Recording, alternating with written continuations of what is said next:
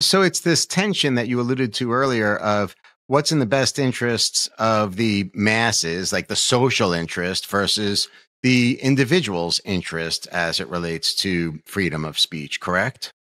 Yes. I mean, we're all really the losers here. I mean, because people don't feel they can speak freely. Science does not have the robust debate that it needs. If it had, we might have made greater progress on some of these issues. But more importantly, the country suffers because you can see how this snowballs. You see it today. You certainly see it in higher education. I have a long chapter on higher education. And as with I have a foot in both media and academia.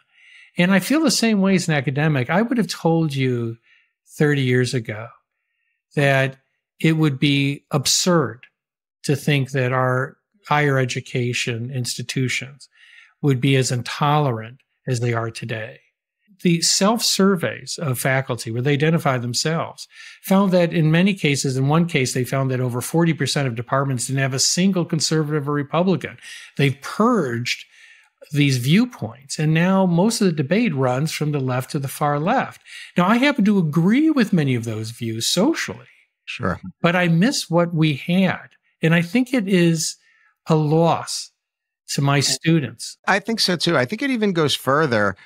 You're a professor of law, so you're built into the Socratic method, but also into this idea of here presenting both sides of an argument.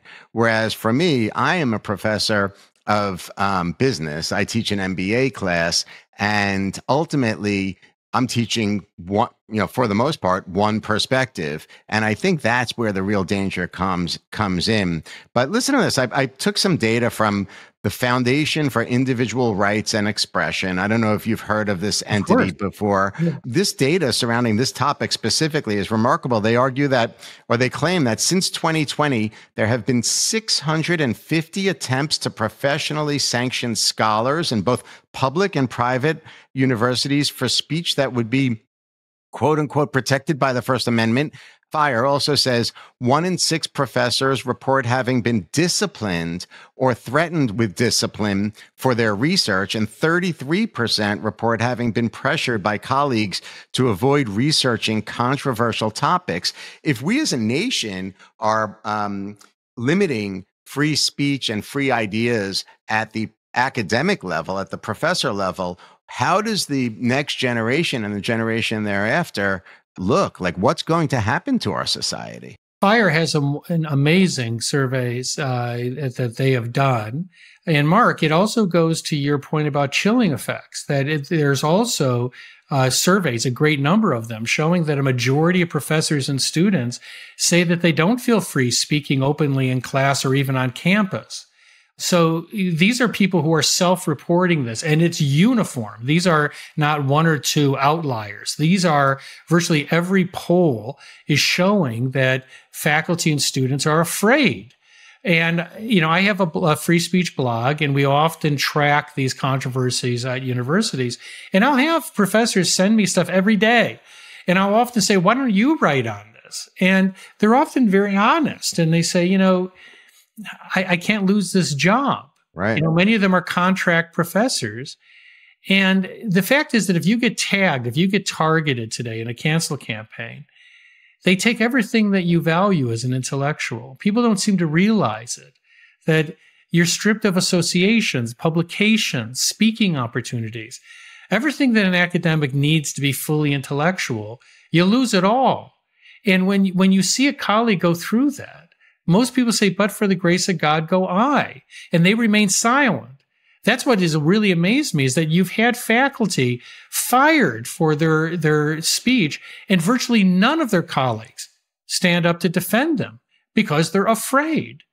And the real cost of it, I talk about a professor named Adams, who was in North Carolina.